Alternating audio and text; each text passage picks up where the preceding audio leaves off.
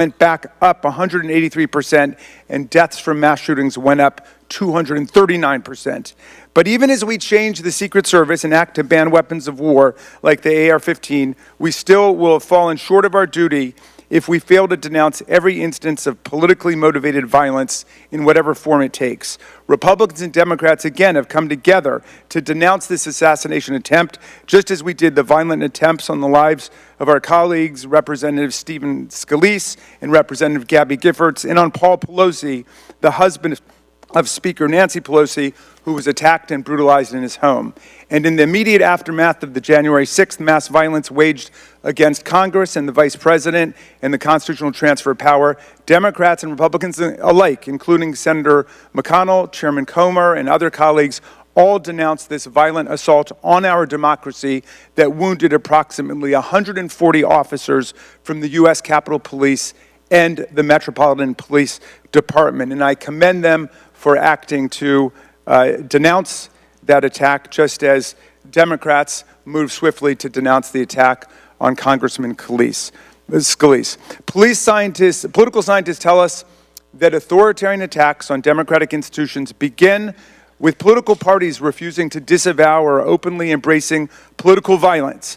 We have to reject that on a strong bipartisan basis, as Chairman Comer and I have done, even as we ensure our Secret Service is up to its vital task of protecting presidents and candidates, and as we work to ensure that America, the streets of our country, are free from the violence of weapons of war. Thank you, Mr. Chairman, and I yield back to you. Thank you. Gentleman yields back. Today we are joined by Kimberly Cheatle, who was sworn into office. Just a quick note. I don't know why we had to sit through Raskin and gun control stupidity, and this has nothing to do with January the 6th. This is the individual actions of a madman who was sent to kill the opposition. It's as simple as that. Please stand and raise her right hand. Do you solemnly swear or affirm that the testimony that you are about to give is the truth, the whole truth, and nothing but the truth, so help you God? Let the record show that the witness answered in the affirmative. Thank you. We certainly appreciate you being here today and look forward to your testimony. We normally limit testimony to opening statement to 5 minutes, but take all the time that you need. Obviously, the rules that we will abide by. When you're finished with your statement, we will then turn to questions. Each member will have 5 minutes. And just a note to the members, I'm going to strictly adhere to the 5 minutes. Once 5 minutes is up, I will hit the gavel. If the director is in the process of answering a question, we'll certainly let her finish her answers, and then we will move on. We're going to have about 100% attendance here today, plus a few additional add-ons. So this will be a very lengthy hearing, and we want to make sure every member gets their 5 minutes uninterrupted to be able to ask these important questions in this very bipartisan hearing today. I now recognize Director Cheatle for your opening statement. Thank you. Good morning, Chairman Comer, Ranking Member Raskin, and distinguished members of the committee. My name is Kimberly Cheatle, and I am the Director of the United States Secret Service. I appreciate the opportunity to appear before you today. The assassination attempt of former President Donald Trump on July 13th is the most significant operational failure of the Secret Service in decades, and I am keeping him and his family in my thoughts. I would like to offer my sincerest condolences to the family of Corey Comparator, a former fire chief and a hero who was killed in this senseless shooting. I would also like to acknowledge those who were injured in Butler, David Dutch and James Copenhagen, and I wish them a speedy recovery. I would be remiss if I did not also extend my condolences on the passing of your colleague, Congresswoman Sheila Jackson Lee. Ms. Jackson Lee was always engaged in the oversight of the Secret Service, and her passing is a great loss to this body. The Secret Service's solemn mission is to protect our nation's leaders. On July 13th, we failed. As a director of the United States Secret Service, I take full responsibility for any security lapse of our agency. We are fully cooperating with ongoing investigations. We must learn what happened, and I will move heaven and earth to ensure that an incident like July 13th does not happen again. Let me state unequivocally, nothing I have said should be interpreted to place blame for this failure on our federal, state, or local law enforcement partners who supported the Secret Service in Butler. We could not do our job without them. We rely on the relationships built over years of working together to secure events and conduct investigations. Our agents, officers, and support personnel understand that every day we are expected to sacrifice our lives to execute a no-fail mission. As witnessed on July 13th, our special agents shielded former President Trump with their own bodies on stage while shots were being fired. Selflessly willing to make the ultimate sacrifice without hesitation, I am proud beyond words of the actions taken by the former president's detail, the counter-sniper team who neutralized the gunman, and the tactical team who was prepared to act. I will be transparent as possible when I speak with you, understanding, though, at times that I may be limited in providing a thorough response in this open setting due to associated risks with sharing highly sensitive protective methodologies. I do not want to inadvertently provide you today with inaccurate information. Since January 1st, 2024, the Secret Service has successfully secured over 7,500 sites. Every protective advance comes with its own set of challenges and requires a customized mitigation strategy, including specific assets. Security plans are multi-layered, providing 360 degrees of protection. These layers include personnel, technical, and tactical assets, which are a force multiplier for our protective posture. During every advance, we attempt to strike a balance between enabling the protectee to be visible and our protective requirements to be secure. I know this because I have spent 29 years in this agency. I came up through the ranks. I've secured events for every president since President Clinton, supervised on Vice President Cheney's detail, led our training center, oversaw all of the investigations and protective visits in the state of Georgia, supervised on Vice President Biden's detail, and the agency's entire protective mission during the Trump administration. The comprehensive advance process involves collaborative planning between our Secret Service, the protectee's staff, local law enforcement partners, and the level of security provided for the former president increased well before the campaign and has been steadily increasing as threats evolve. The security plan included a full assessment of the Butler Farm showgrounds to identify security vulnerabilities and craft a security plan for the protectee, attendees, and the public. Immediately following the assassination attempt, I directed the activation of my crisis center. I assembled my executive team to begin surging more protective resources to the former president and to ensure the wellness of our people post-incident, all while securing an active crime scene. I immediately ordered a reevaluation of the Republican National Convention security plan, and I increased the security posture in the National Capital Region for all permanent protectees and sites. At the same time, I initiated a mission assurance investigation within our agency. I have instructed my team that all necessary resources will be dedicated to investigating these matters. We will not rest until we have explored every option, and we will leave no stone unturned. But I want to be clear, I am not waiting for these investigations to be completed prior to making changes. Over the past 2 weeks, we successfully led the planning and execution of the 75th NATO Summit and the Republican National Convention. Over the next few months, we will implement security plans for the Democratic National Convention, the United Nations General Assembly, and have already begun planning and coordinating the 2025 inauguration. It is now more important than ever for the men and women of the Secret Service to remain resilient and to focus on what is necessary to carry out our critical mission. Our agency needs to be adequately resourced in order to serve our current mission requirements and anticipate future requirements. The Secret Service currently protects 36 individuals on a daily basis, as well as world leaders who visit the United States, like Israeli Prime Minister Benjamin Netanyahu, who arrived in Washington, D.C. today. The coming years will bring an unprecedented heavy protection tempo. I have no doubt that the processes that I have implemented during my tenure as director, in addition to my nearly 30 years of experience in this agency, have positioned the Secret Service to be stronger. Our mission is not political. It is literally a matter of life and death, and the tragic events on July 13th remind us of that. I have full confidence in the men and women of the Secret Service. They are worthy of our support in executing our protective mission. I will now answer any questions that the committee may have. Thank you very much, Director Cheatle. We'll now begin our 5 minutes questions, and I will begin.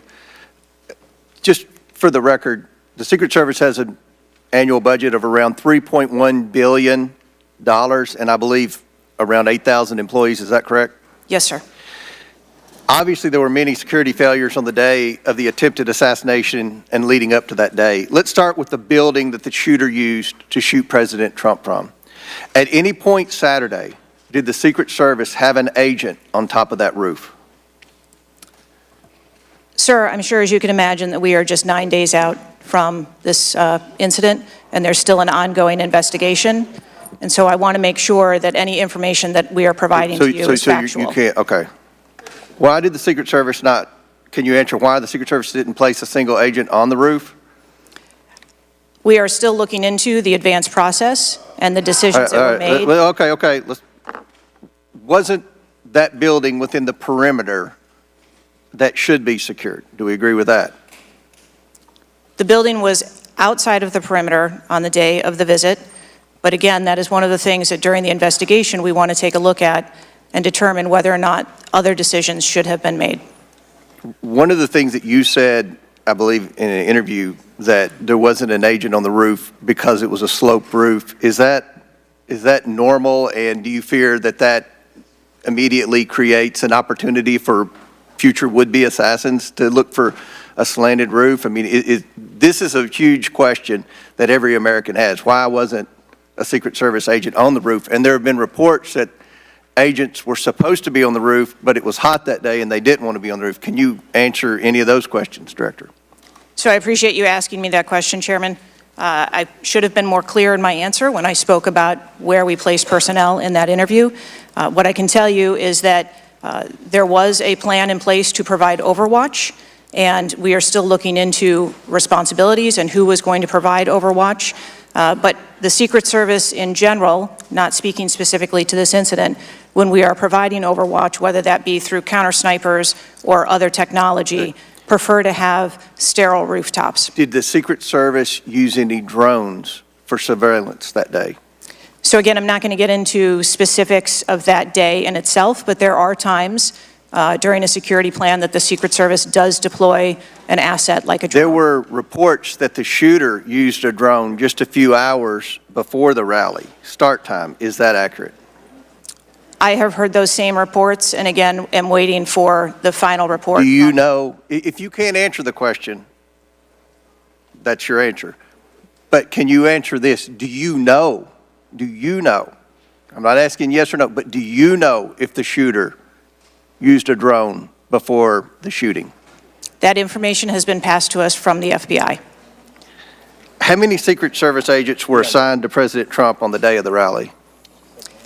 Again, I'm not going to get into the specifics of the numbers of personnel that we had there, but we feel that there was a sufficient number of agents assigned. There are reports that several agents assigned to the rally on July 13th were temporary agents not normally assigned to President Trump. Is that accurate? What I can tell you is that the agents that were assigned to former President Trump are Secret Service agents that provide close protection to him, and that was what was actual on that day. How many temporary agents were there that day? Quite frequently, sir, during campaign events, the Secret Service utilizes agents from HSI or the Department of Homeland Security. You don't know how many? Supplement our plan. Have the investigators reconstructed the shooter's precise movements over the past days, weeks, and months? So, again, we need to have confidence that if the FBI is leading this investigation, that they're leading a credible investigation, because there's some of us sitting up here today that don't have a lot of confidence in the FBI. So I will repeat the question. Have the investigators reconstructed the shooter's precise moments over the past days, weeks, and months? I understand your question, Chairman, and I share your concerns about wanting to make sure that we have factual information. The FBI is conducting a criminal investigation. The Secret Service is conducting an internal investigation.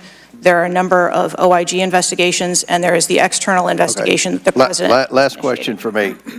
Before July 13th, had the Trump detail requested additional resources? What I can tell you is that for the event on July 13th, the details that were the assets that were requested for that day were given. Okay. My time has expired. Chair now recognizes Ranking Member Raskin for 5 minutes. Thank you, Mr. Chairman.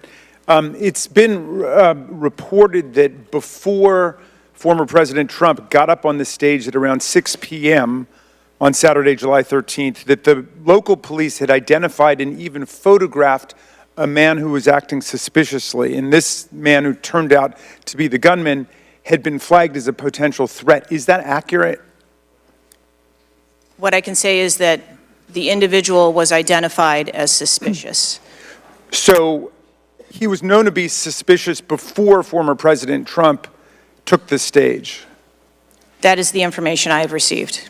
Why was he allowed to take the stage with a suspicious person having been identified in the crowd? So I appreciate the question, and I'd like to make 2 points.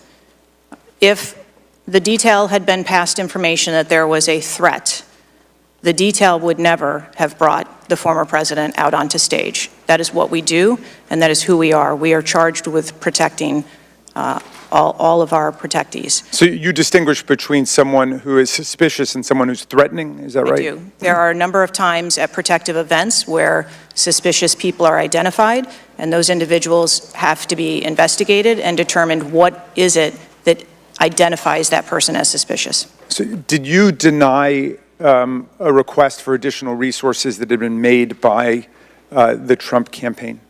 There were no assets denied for that event in Butler on the 13th. I see. So you're saying there were requests made for additional assistance for other specific events rather than for the campaign as a whole. Is that right? I'm sorry, I'm not understanding. Well, you seem to say that there were not additional resources requested for that event. And forgive me for being unfamiliar with this. Is it requested event by event, or is it requested just in general for the campaign?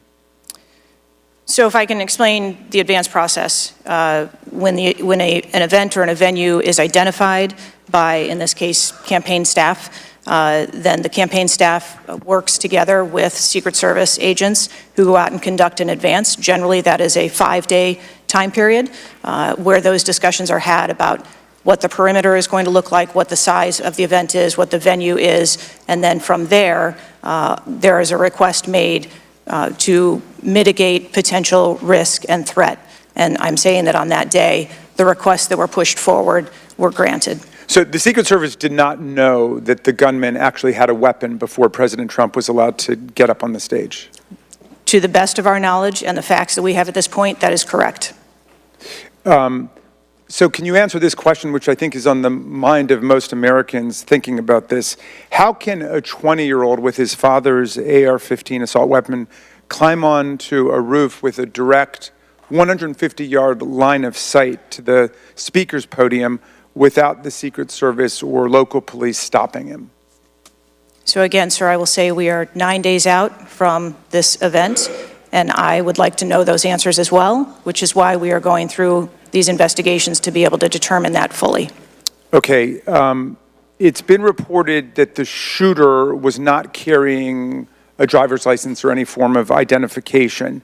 They had no idea who he was, but then he was quickly identified, I think within 30 minutes, by using the serial number on the AR-15 under a tracing system that is now controversial. Some people say we should get rid of it. Some people want to keep it. But is that right, that the serial number was the key information which led to the identification of the shooter?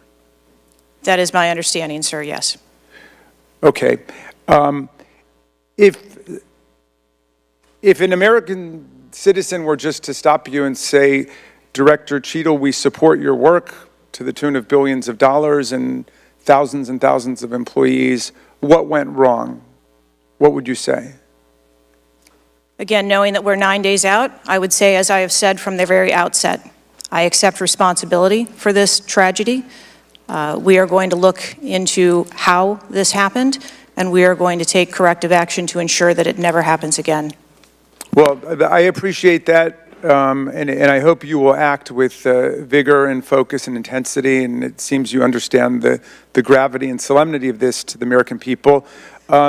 Millions and millions of Americans don't feel safe with all the AR-15s out there. We thought at least the President of the United States or a former President of the United States would be safe, but now that's not even clear. Mr. Chairman, I yield back to you. Gentleman yields back. Chair now recognizes Chairman of the House Judiciary Committee, Mr. Jordan from Ohio. Thank you, Mr. Chairman. Director, were you guessing or lying? The day after President Trump is shot, Secret Service spokesman Anthony Guglielmi said, quote, "The assertion that a member of the former president's security team requested additional security resources that the U.S. Secret Service or the Department of Homeland Security rebuffed is absolutely false." The next day, Secretary Mayorkas said, "That is an unequivocally false assertion. We had not received any request for additional security measures that were rebuffed." But 5 days later, the Washington Post said this: "Top officials repeatedly rejected requests from Donald Trump's security detail for more personnel." The next day, the New York Times said this: "Mr. Guglielmi acknowledged that the Secret Service had turned down some requests for additional federal security assets for Mr. Trump's detail." So which is it? Because both statements can't be true. Were you guessing or lying when you said you didn't turn down requests from President Trump's detail?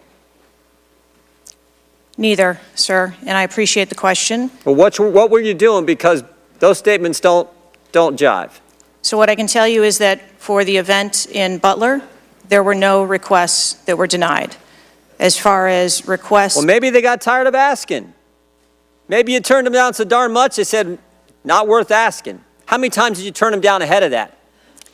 I think that it is important to distinguish between what some people may view as a denial of an asset or a request. Well, is Mr. Guglielmi your spokesperson? He said he acknowledged the Secret Service had turned down some requests. I'm asking how many? A denial of a request does not equal a vulnerability. Well, tell me what it is. There are a number of ways that threats and risks can be mitigated with a number of different assets, whether that be through personnel, whether that be through technology, or other resources. Well, tell the committee which it was. They asked for additional help in some form or another. You told them no. How many times did you tell them no, and what did you tell them no to? Again, I cannot speak to specific incidents, but I can tell you in general terms, the Secret Service is judicious with their resources based on... What does some requests mean? How many times? Some indicate requests is plural. So more than once they asked for additional help and you turned them down. What did they ask for and how many times did you turn them down? Pretty basic questions. So again, without having all of the details in front of me, sir, what I can tell you is that there are times... You didn't get briefed on how many times you turned down the Trump detail when they asked for additional help? I'm sorry. You didn't get briefed on that before you came to this hearing knowing you were going to get asked that question? What I can tell you is that in generic terms, when details make a request, there are times that there are alternate ways to cover off on that threat or that risk. But that's not what he said. He said they were denied certain requests, some requests. This is your spokesperson, not me talking. This is the Secret Service talking. And what a change from absolutely false, unequivocally false to, oh, by the way, there were some times where we didn't give them what they wanted. That's a huge change in 5 days. And the fact that you can't answer how many times you did that, that's pretty darn frustrating, not just for me, but for the country. I hear your frustration. Let me ask you this. Were any of those requests denied to President Trump's detail after you knew about the Iranian threat? What I can tell you, again, I don't know the specifics, is that there are times when we can fill a request. It doesn't necessarily have to be with a Secret Service asset or resource. We can fill that request with locally available assets. You spoke to anyone at the White House since July 13th? Yes, I have. Who'd you talk to? I have briefed the President and the Vice President. Talked to the First Lady? No, I have not. Talked to the White House staff? Anyone in the White House communications? No, I have not. Have you talked to the counter sniper who took the shot that took out the bad guy? Yes, I have. And can you tell us about that conversation? I would not want to reveal conversations that I've had with my employees. But that's exactly the kind of information the American people want to know. American people who pay your salary. I understand. This is an ongoing investigation, and Who's all doing the investigating at Secret Service? I know the Inspector General, but is there also an internal investigation in addition to the Inspector General? We are conducting a mission assurance investigation internally, yes. You know what it looks like, Director? It looks like you won't answer some pretty basic questions. It looks like you got a 9% raise and you cut corners when it came to protecting one of the most important individuals, most well-known individuals on the planet. A former president, likely the guy who's going to be the next president. Looks like you guys were cutting corners. That's what it looks like to me. Is that true? I am here today because I want to answer questions, but I also want to be cautious. You might want to, but you haven't answered. I don't think you've answered one question from the chairman, the ranking member, or me. Well, we got a lot of other people asking. We'll see if your record improves, but right now you haven't answered, I don't think, any questions. I yield back. Gentleman yields back. Chair now recognizes Ms. Norton from Washington, D.C. Thank you, Mr. Chairman. In the summer of 1963, as a law student, I traveled to the South to work in the civil rights movement. When I arrived in Jackson, Mississippi, I was met by a civil rights activist who showed me around town and tried to convince me to work in Jackson that summer. I recall talking with him and his wife about the raw atmosphere in Jackson. Later that day, he took me to the bus station for my trip to my assignment. That night, he was assassinated outside his home. His name was Medgar Evers. I condemn the political violence. It is a threat to democracy.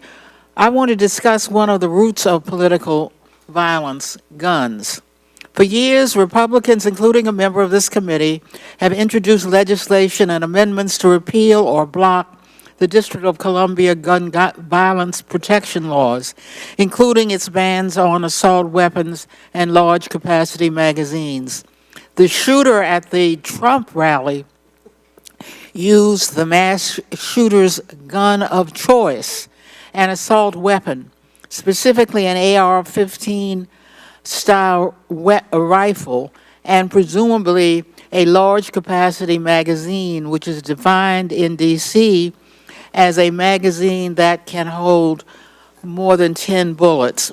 Under current D.C. law, D.C. does not recognize concealed carry permits issued by other jurisdictions, but it does issue concealed carry permits to both residents and non-residents. However, D.C. imposes a number of requirements on concealed carry applicants, including suitability, such as not having exhibited a propensity for violence or instability. Moreover, D.C. residents restricts where the guns can be carried, such as a political demonstration near the White House and Naval Observatory, or near people under Secret Service protection, provided the permit holder has been given notice. This week, the House is expected to consider the fiscal year 2025 Financial Services and General Government Appropriations Bill. This Republican-drafted bill would allow an individual with a permit to carry a concealed handgun issued by a state or territory to carry a concealed handgun in D.C., regardless of that jurisdiction's permit requirements. A Republican has filed an amendment to that provision to allow such an individual to carry a magazine of any size with that handgun. In short, the pending bill and amendment would allow any person with a carry permit issued by another jurisdiction to carry a concealed handgun with a magazine of any size in any location in the District of Columbia. The Secret Service is responsible for protecting a large number of people and facilities in D.C. Director Cheatle, would Secret Service protectees in D.C. be safer or less safe if people who have exhibited a propensity for violence or instability could carry a concealed handguns in D.C.? I think being a Secret Service agent and an officer or a law enforcement officer in any state is difficult. They are required to make decisions and snap judgments in the blink of an eye. And I think that the officers and the agents that work here in the D.C. area do a great job of monitoring the public and reacting to threats as appropriate when they arise. Would Secret Service protectees in D.C. be safer or less safe if people in D.C. could carry concealed handguns with large capacity magazines?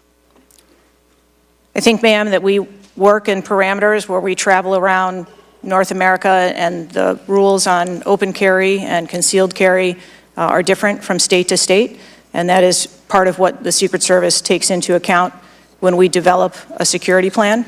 Obviously, anyone that comes into one of our protective sites, we would establish magnetometer support, metal detectors that personnel would have to process through, eliminating that potential. Would Secret Service protectees in D.C. be safer or less safe if more people could carry handguns in D.C.? I think, again, as I stated, ma'am, we want to make sure that we provide a safe environment for all of our protectees, and whatever measures we would need to put in place for a secure site, we would do so. I yield back. Gentlelady's time's expired. Chair now recognizes the Chairman of the House Intelligence Committee, Mr. Turner from Ohio. Director Cheatle, your opening statement indicates that the Secret Service constructed a security plan for the site in Pennsylvania. I'm assuming that security plan would also include the security footprint for the site, but it also would be based upon a threat assessment for the threats associated with Donald Trump and the crowd in attendance. Would it not include a threat assessment? Yes, it would. So that threat assessment, as we know, basically would have started with, there's a generalized threat against Donald Trump because he is a presidential candidate. Then it would have gone to, he's a former president, and he gets security coverage just as Bush, Clinton, Carter, and Obama do. And then you also have the heightened political environment.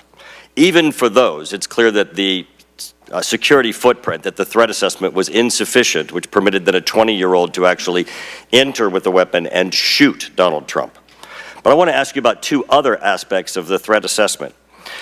It is known and public that Iran is a threat risk for Donald Trump. They're a threat risk for John Bolton, former Secretary of State Pompeo, and Donald Trump, because they have indicated they want to assassinate them as a result of retaliation for the killing of Soleimani.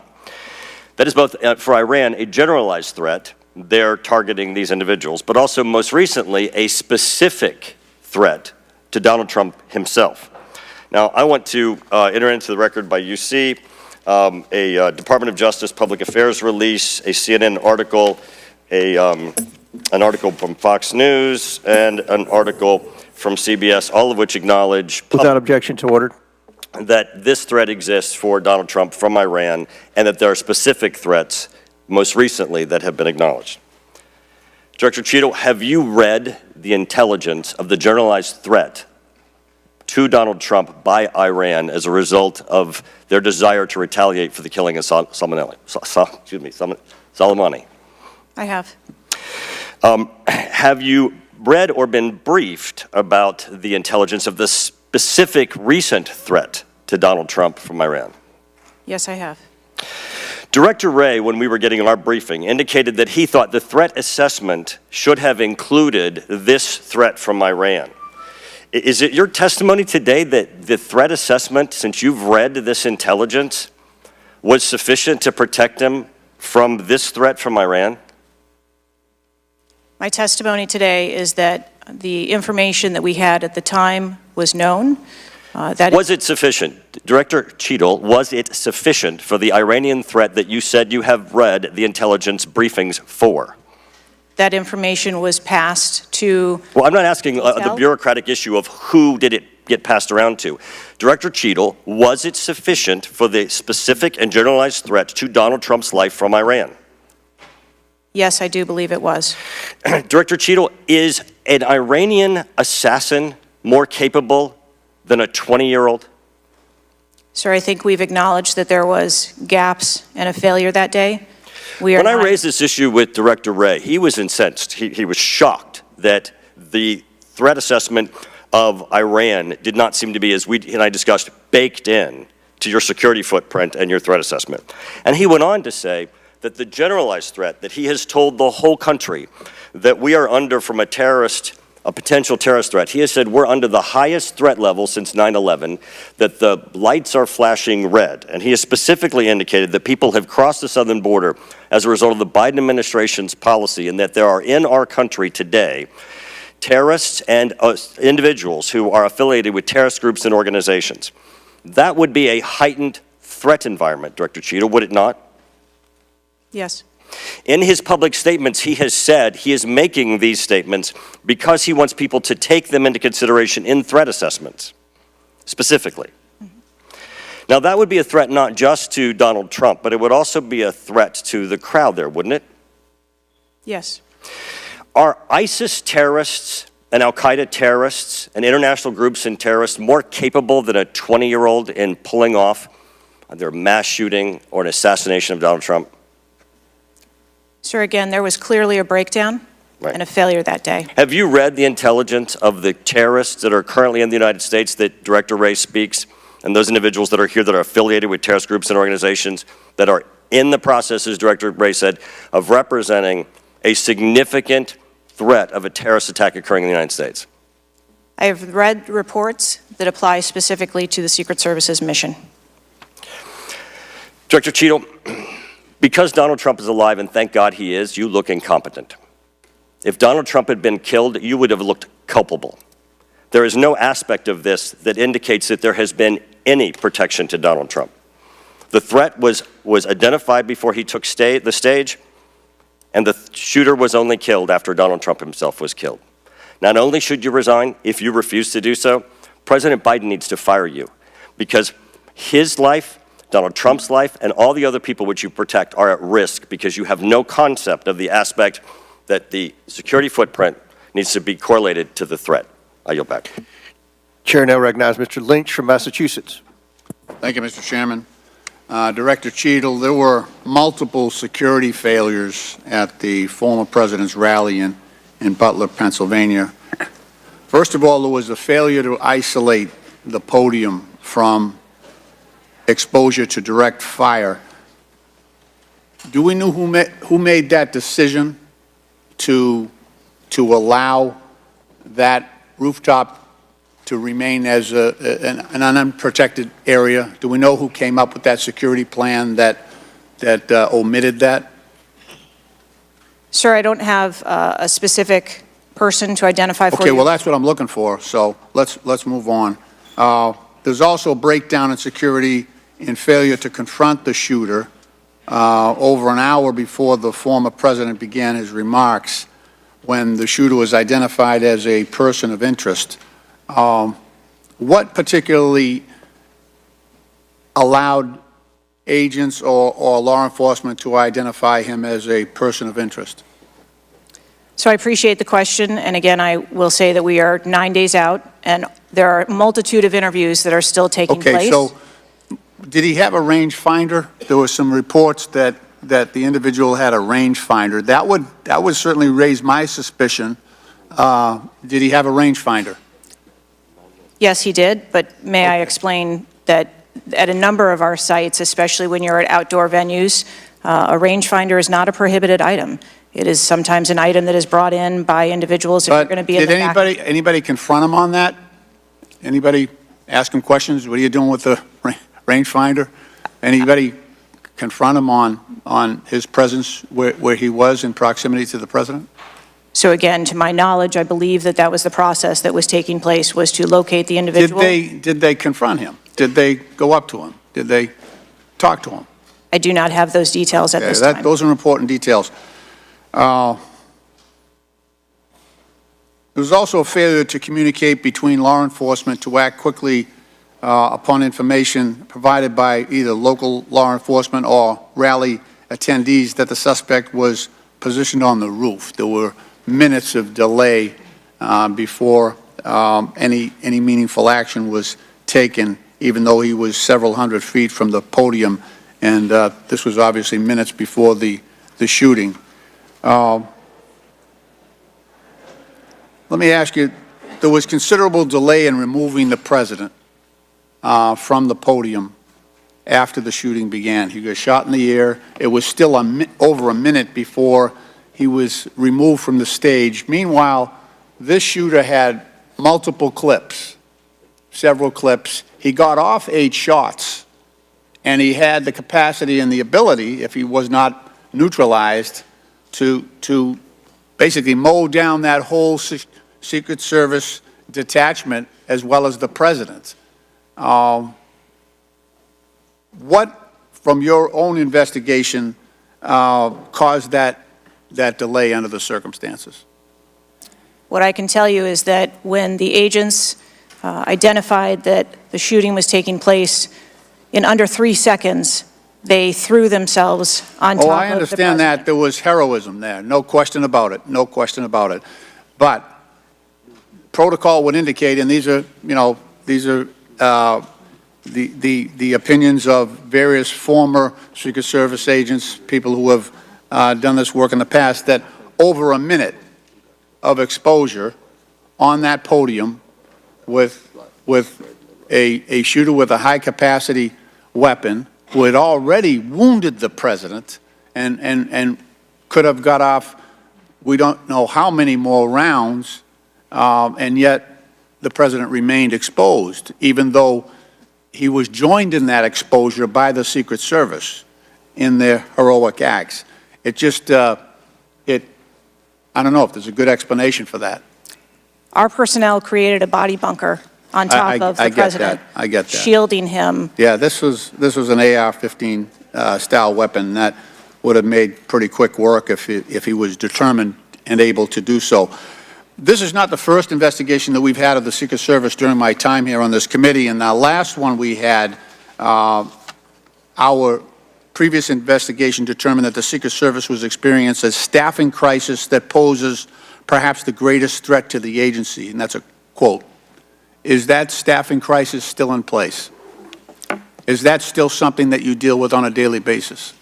As of today, the Secret Service has just over 8,000 employees. We continue to hire, knowing that we need to ensure that we keep pace with What would be the full complement of And gentlemen, time's expired, but please answer the question. yeah. I'm sorry. What would be the full complement that you're looking for? You've got 8,000, and how many would be a full complement for the service? So we are still striving towards a number of 9,500 employees approximately in order to be able to meet future and emerging needs. Okay, thank you, Mr. Chairman, for your courtesy. I yield back. Chair recognizes Dr. Fox from North Carolina. Thank you, Mr. Chairman. Director Cheatle, what grade would you give the Secret Service's performance in Butler, Pennsylvania on July 13? As I've stated, ma'am, this was clearly a failure. I would grade the agents and officers who selflessly threw themselves in front of the president and neutralized the threat an A. I think that we need to examine the events that led up to and prior to that day. You stated in 2021 that the Secret Service has a zero-fail mission. It's clear that the events of July 13 show a cascade of failures that cost Corey Comparator his life, nearly cost former president his life.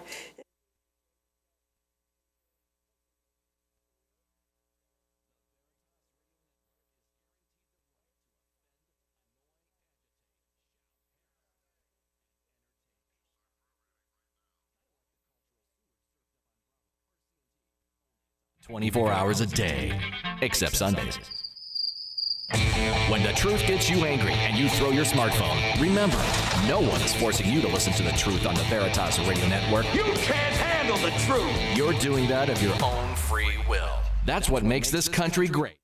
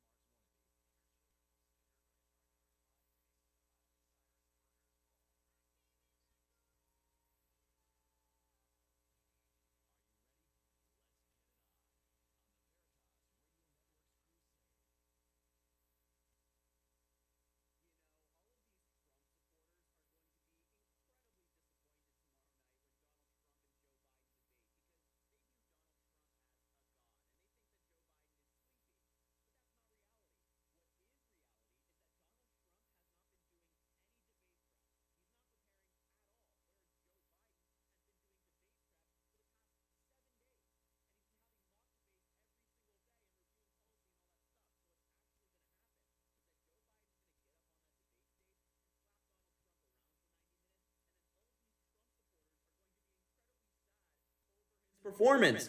They'll never admit this, but they know it's true.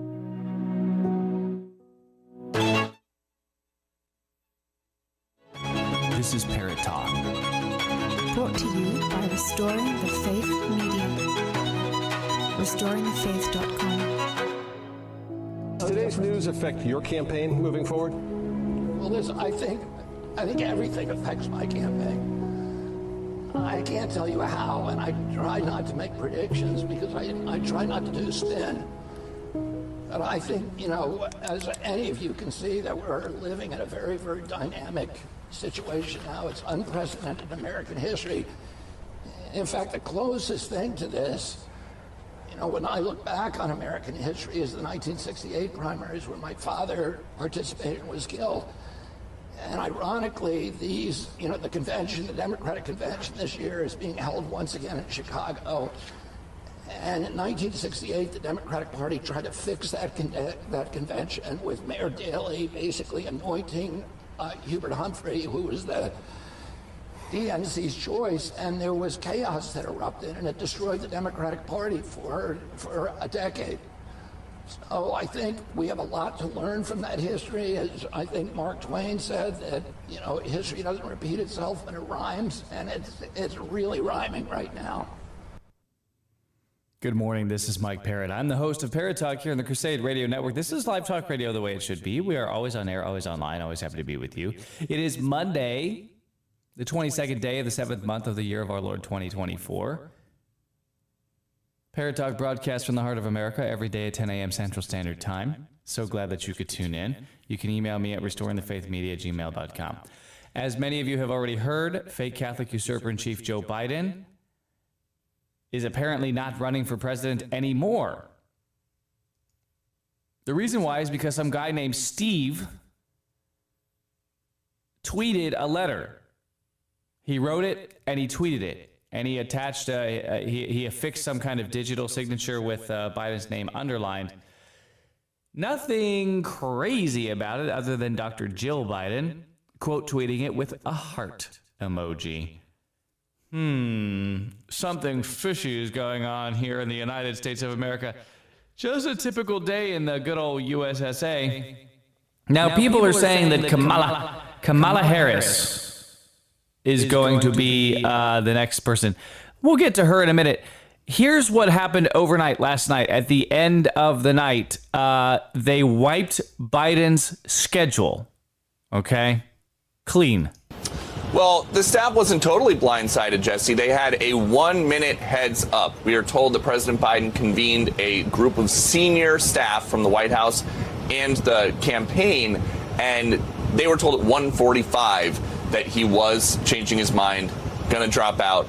The public announcement, when we all found out, was 1:46 p.m. And just in the last few minutes, we were told that President Biden has no public events on his schedule for tomorrow, and then the rest of the week is just blank. They are trying to figure out what exactly to do with him, but it seems like the plan with announcing this is put it out the way that they did, paper statement, don't actually see or hear from the president, and then figure out a time midweek to have him come back here, or maybe they're going to do something in Wilmington, Delaware.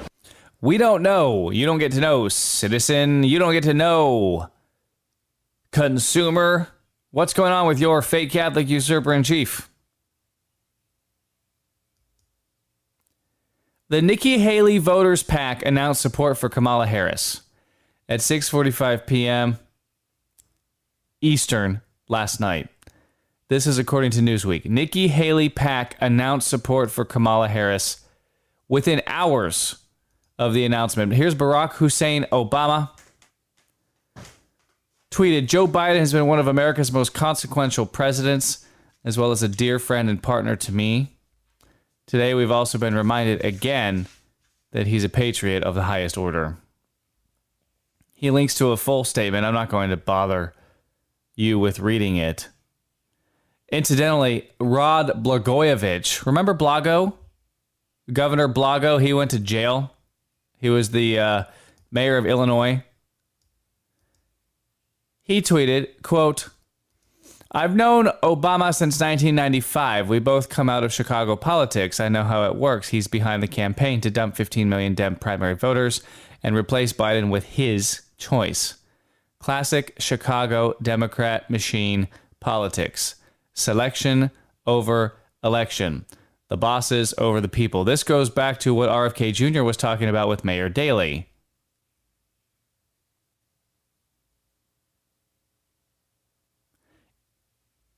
Chicago-style politics right now, ladies and gentlemen.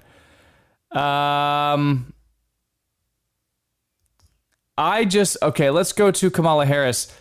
I am so looking forward to being unburdened by what has been. I can imagine what can be and be unburdened by what has been.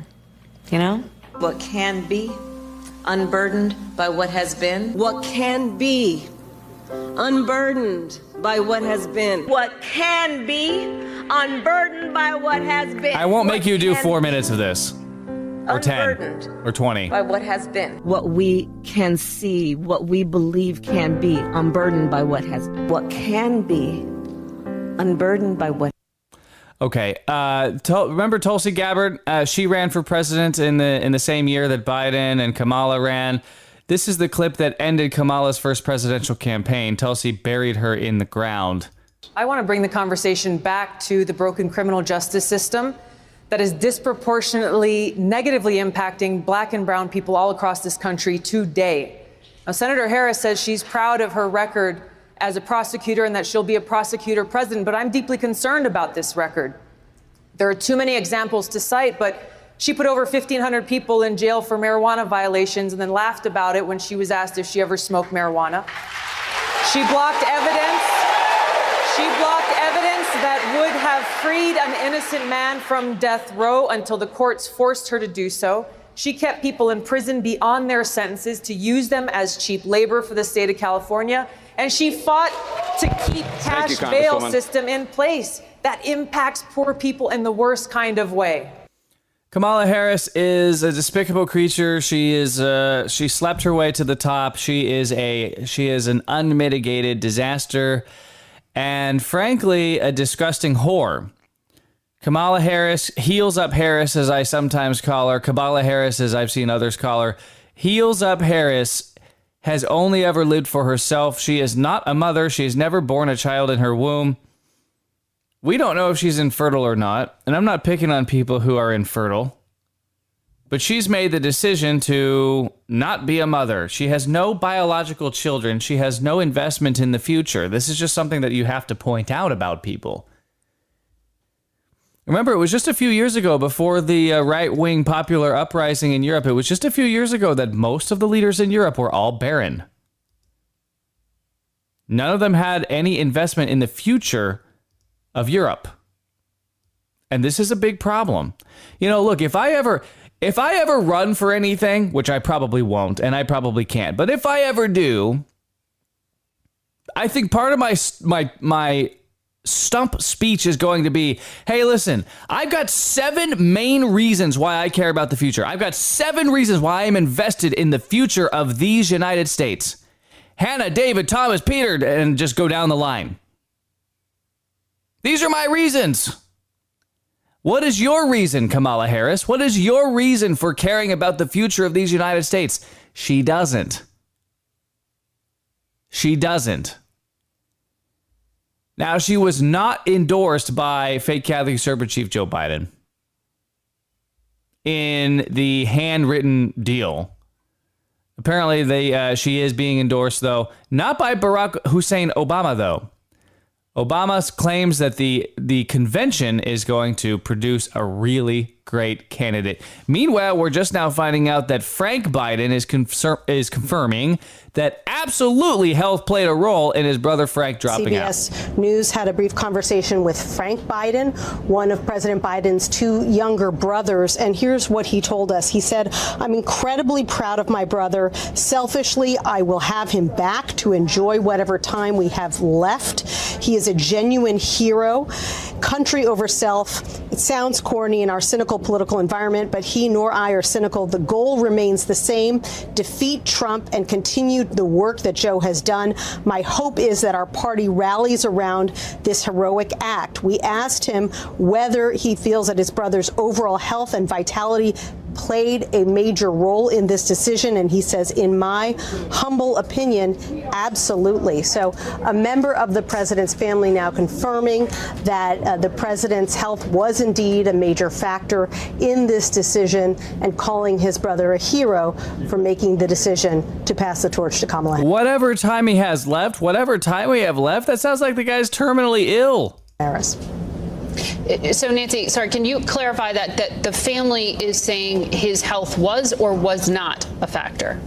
He's saying that in his humble opinion, yes, the president's health and vitality played a considerable role in his decision. It's important to note, Frank Biden is not speaking for the family writ large. This was simply a conversation between CBS News and Frank Biden. Unclear how much input he had in this decision, but he says that he believes that his brother's health did play a role, and he says that the goal remains the same: to defeat Donald Trump. Well, that is notable because to date, the family, the White House, the establishment has rejected the premise that there was anything that was challenging the president's mental acuity or his health, and that all these accusations were baseless, that it was just age and a few, difficult nights like he had on the debate stage. So that is a change in message. Donald J. Trump had a really kind of, I would say, standard debate that night. It's just that in comparison to Barack Hussein Obama, he did pretty well. He looked like he was in command and control. He actually could have, I think, been very much more aggressive with Biden, but I think he actually kind of pitied him, and it took a level of discipline that we are not used to seeing from Donald Trump that night, just a couple Thursdays ago. But incidentally, this will be the first presidential election since 1976 to not have a Biden, Bush, or Clinton on the ticket. Well, don't hold your breath on that, Mr. Ben Jones, who tweeted this. And 200,000 people have liked the tweet. It's been seen by 8 million people. We don't actually know that a Clinton will not be on this ticket, nor do we know that a Bush won't be on this ticket. Anybody and everybody is now clamoring and positioning themselves to try to win some delegates at the Democratic National Convention, including Senator Joe Manchin from West Virginia. He is seeking the Democratic nomination, according to CNN. Manchin has long viewed himself as potentially the president. He has relished the idea that he is the most important man in the Senate. He loves it when it's a 50-50 Senate or a 49-51 and he gets to be the tiebreaker, the swing vote. He gets to be the Anthony Kennedy of the Supreme Court. He loves being the most important man in the room. Now, I got to give it up to conspiracy theorist Vivek Ramaswamy. Veggie Tales Vegan Vivek Ramaswamy.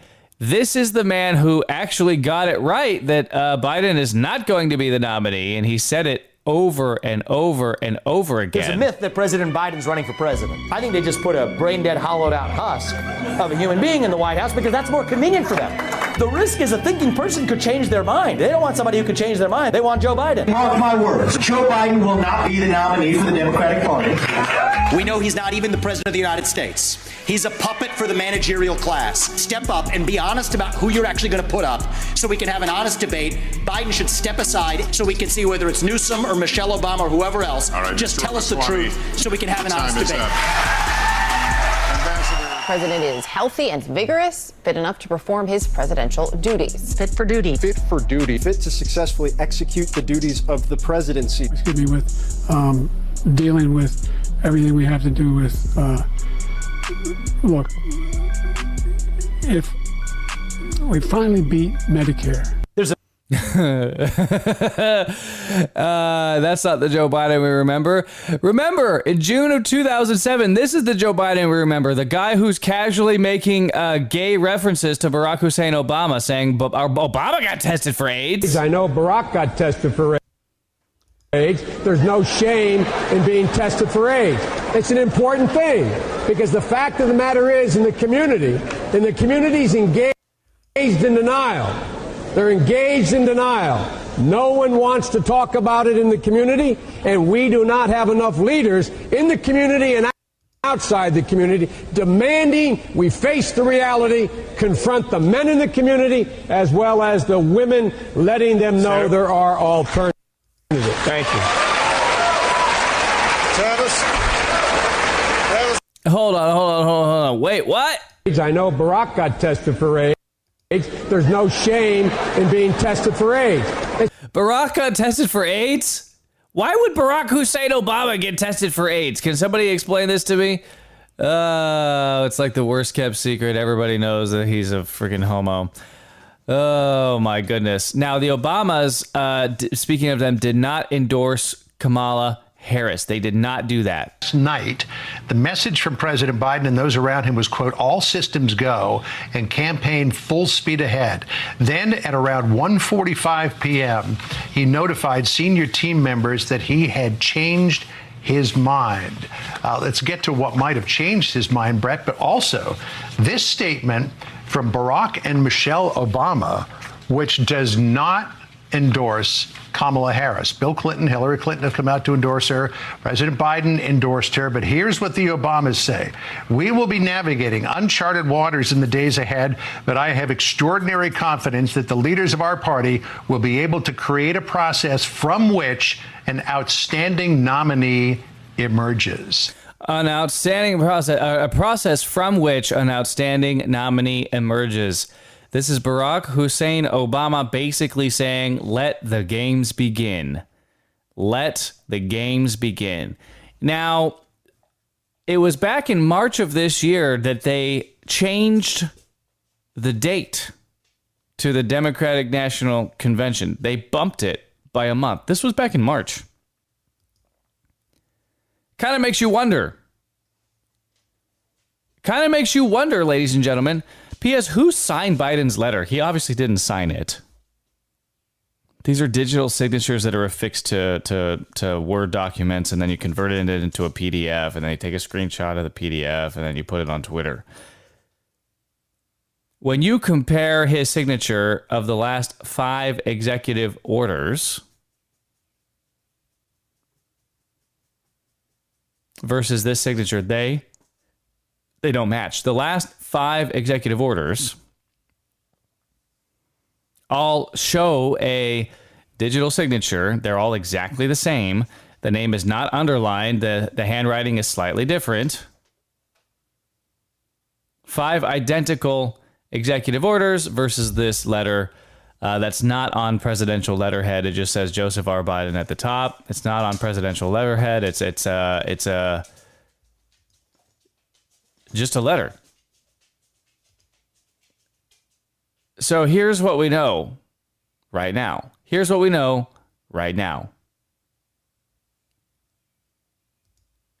The fake Catholic usurper in chief who stole the White House is not to be seen by fellow citizens. He's not to be seen. He's nowhere in sight.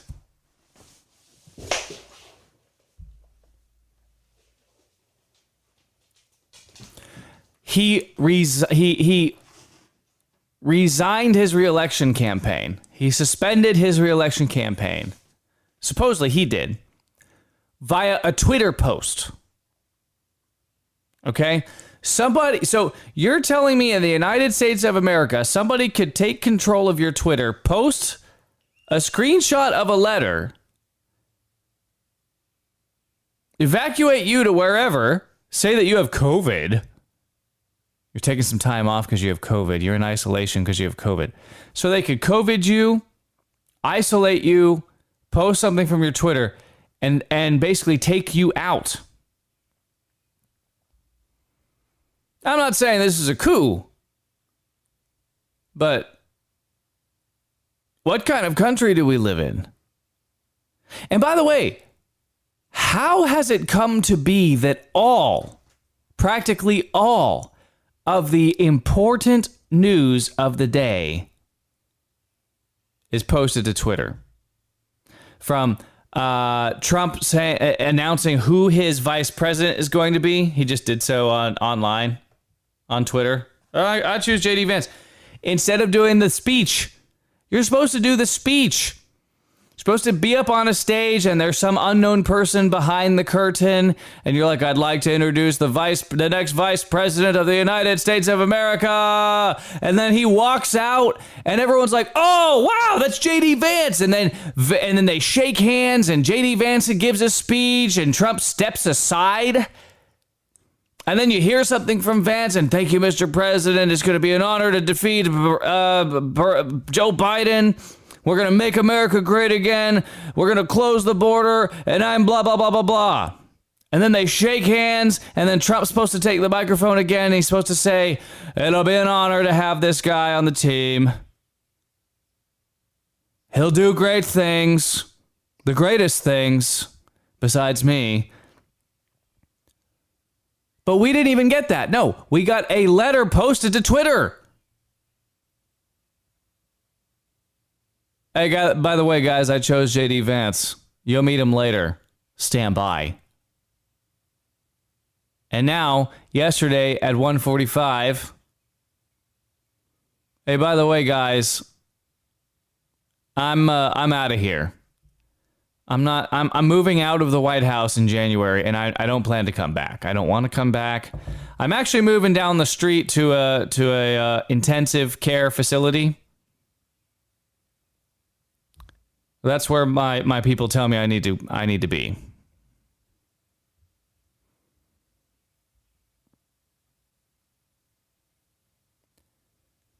Speaking of Kamala Harris, the non-natural born citizen, is there some reason why the Democrats can't get a natural born citizen to run for president of the United States of America? I don't understand this.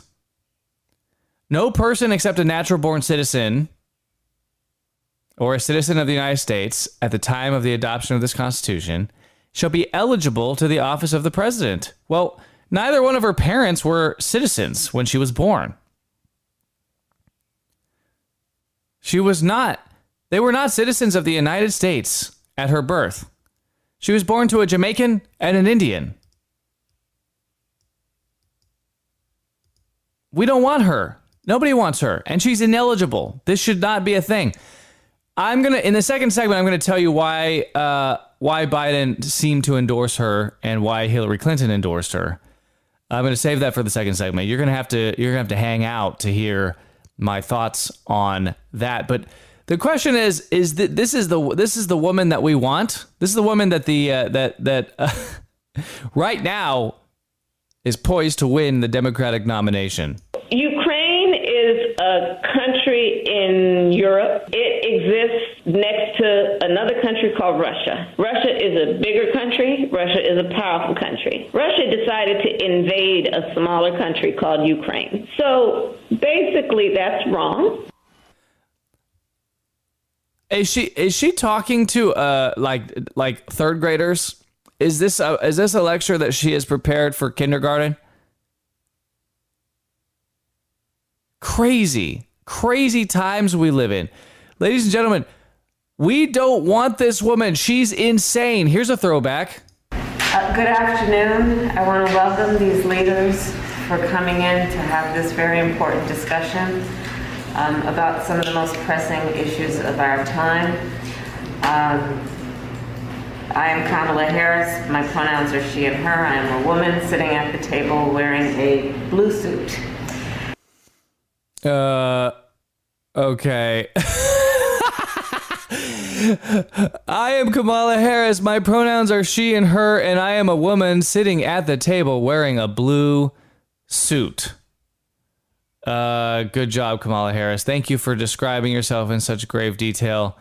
At least we know she's a she, her, and not a she, they, or a they, them, I guess. Were those possibilities up to that point? I don't know. Maybe. Poor hubby. Poor hubby. Not.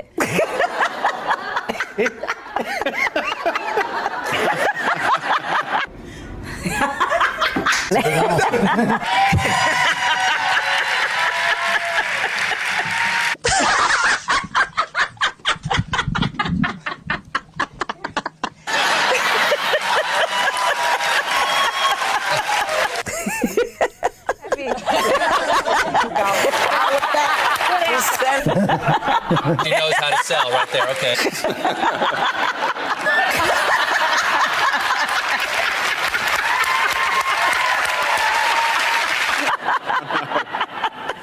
Wah, wah, wah. Yeah, exactly. So, she's still got a sense of humor. Right?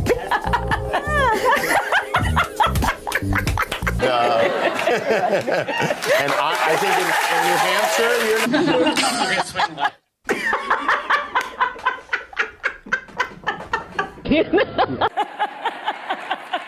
Oh, brethren.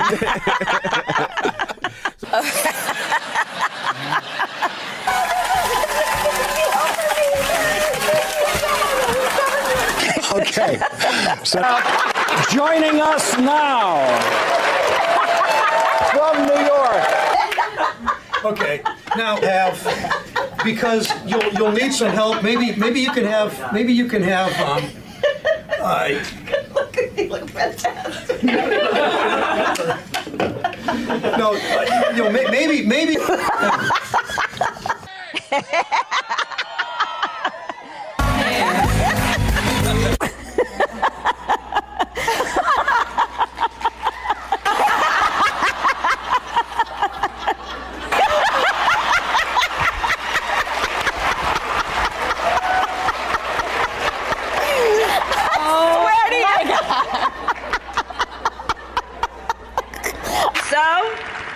Let's do this. Quick commercial break. Don't go anywhere. I won't subject you to any more of Kamala cackling here on the Crusade Radio Network. This is live talk radio, the way it should be. Don't go anywhere. This is the Crusade Channel, part of the Veritas Radio Network. Always on air and online at crusadechannel.com. Attention Coffee Police Academy students. We will now call the roll. CPA candidate Jones. Present. Joe Arabica Friday. Present. Tommy. Oh, I'm here, sir. I just can't seem to keep my eyes open since I started drinking this Barrett Bargain Basement Stale Bean Water. And just why are you violating CPA Coffee Code SBW1AM? Well, that's easy. So I can save up money to get into the Coffee Cop Academy. Son, breaking CPA rules so you can get into CPA is no way to become a coffee cop. Now, I am afraid we're going to have to... Uh-oh. Sounds like Lou has found the academy, and he's on his second cup of Abbey Roast.